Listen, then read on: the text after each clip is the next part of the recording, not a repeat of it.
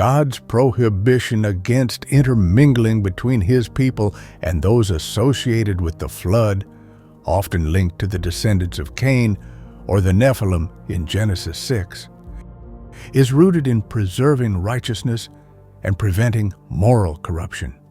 In Genesis 6:1, for the sons of God, or the godly line of Seth, took wives from the daughters of men, often associated with the ungodly line of Cain or corrupt humanity. The concern was that such relationships would lead God's people away from Him, corrupting their faith and morality. This theme continues throughout the Bible, as seen in God's commands to Israel not to intermarry with pagan nations.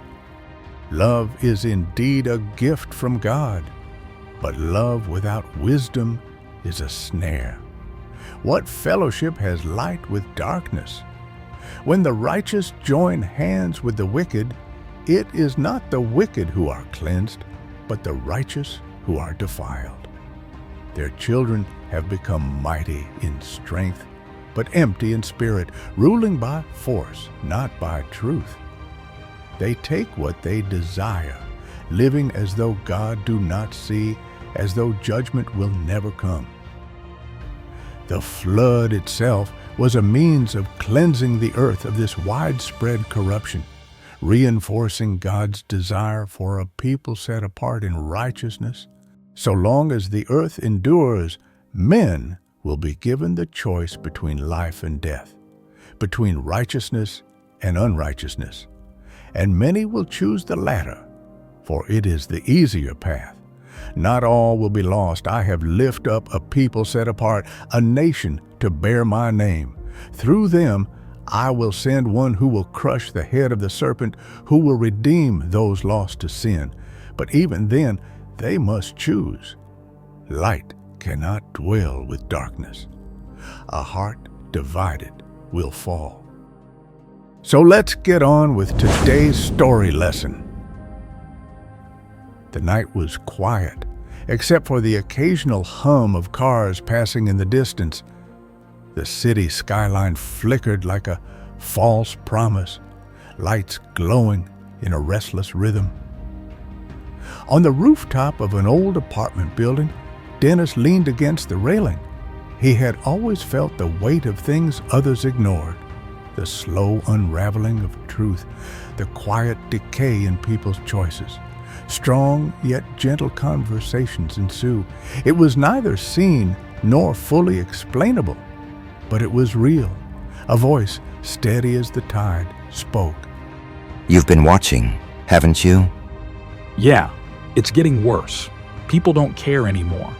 They used to at least pretend, but now it's like they're running towards something and they don't even realize it's a cliff. Dennis didn't flinch. He had grown used to this voice over the years. The world moved on as it always had, people chasing desires, blending into ideologies, drifting further from anything absolute. Yet, in that moment, clarity settled within him. This wasn't new. This wasn't just modern culture evolving. This was history repeating itself. Before the flood, the earth had been filled with people who no longer acknowledged the one who had created them. Civilization had flourished, but morality had crumbled. The world wasn't destroyed by sudden chaos. It was eroded through compromise. The righteous, those meant to stand apart, had begun intermingling with those who rejected God's ways. They had married them, built lives with them, allowed their convictions to soften, until eventually their faith became indistinguishable from the culture around them. Genesis 6 describes how the sons of God took wives from the daughters of men. While interpretations vary, the result was undeniable. Wickedness multiplied. Their children, known as the Nephilim, became symbols of a world ruled by might instead of righteousness. Corruption wasn't just in the rulers or the powerful, it was in the very fabric of society. The thoughts of men were continually evil, and justice was no longer found in the land. Those who once walked with God had blended into the world so completely that the world itself had to be cleansed. Dennis asked a very important question. Why was God so strict about this? And why does it feel like the same thing is still happening now? In the days before the flood, the world was not unlike the one you live in now. It was full of people who had abandoned the path of righteousness, who had given themselves over to violence, lust, and self-indulgence. But the corruption did not begin with chaos. It began with compromise.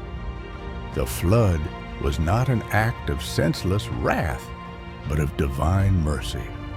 If wickedness had continued unchecked, righteousness would have been entirely wiped out. The flood was not just a reset of humanity, it was a preservation of truth, a cleansing to protect what little remained of faithfulness on the earth. Yet, despite this warning from history, the cycle continued. After the flood, when humanity repopulated the earth, God set apart a people for himself, calling Abraham and later establishing Israel as a nation dedicated to him.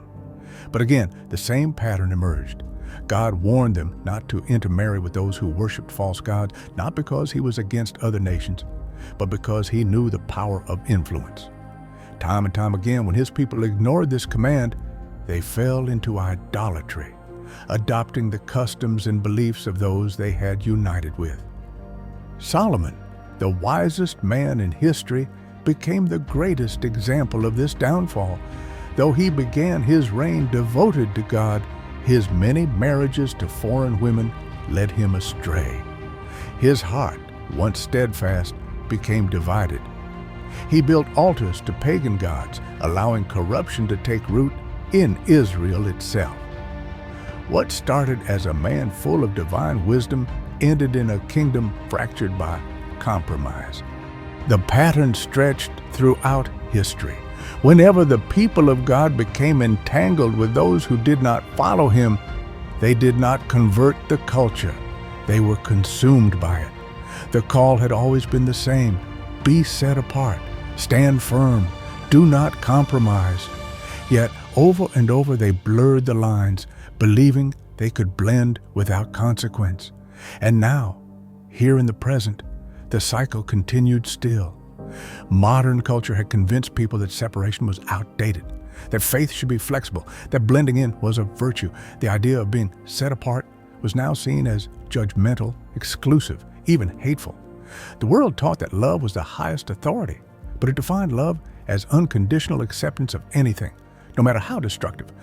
The same deception that led to corruption before the flood, before Israel's downfall, before Solomon's ruin, was now repackaged in new words, new ideologies, but with the same result.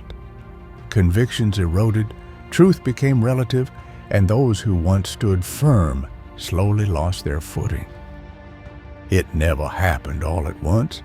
It started with small compromises, a softening of beliefs, a dismissal of absolutes. A person would tell themselves they were simply being open-minded, that they were strong enough to resist being changed. But just like before the flood, just like in Israel's history, influence was stronger than intention. The people of God were meant to be a lighthouse, a guiding force in the darkness, but too many had dimmed their light in the name of blending in. A lighthouse isn't placed in the ocean to hide.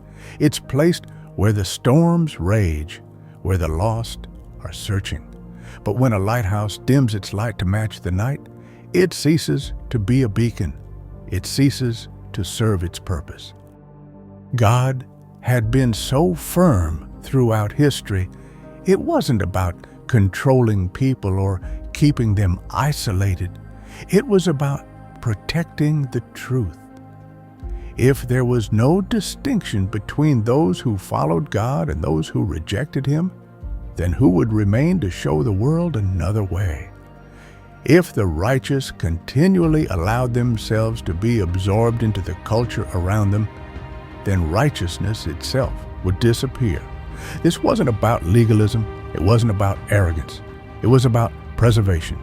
about standing firm when everything else wavered, about refusing to be molded by a world that had always been drifting further from God. So let's not compromise, but be intentional. Don't just try, but do it. Don't just stand up, but stand out. Live for Jesus, live for Him, and not just for ourselves. Okay, beloved, if you have found any value here today, please give this video a like. And if you want to see more contents like this, please subscribe. And one itty-bitty last thing, please share. Okay, be blessed.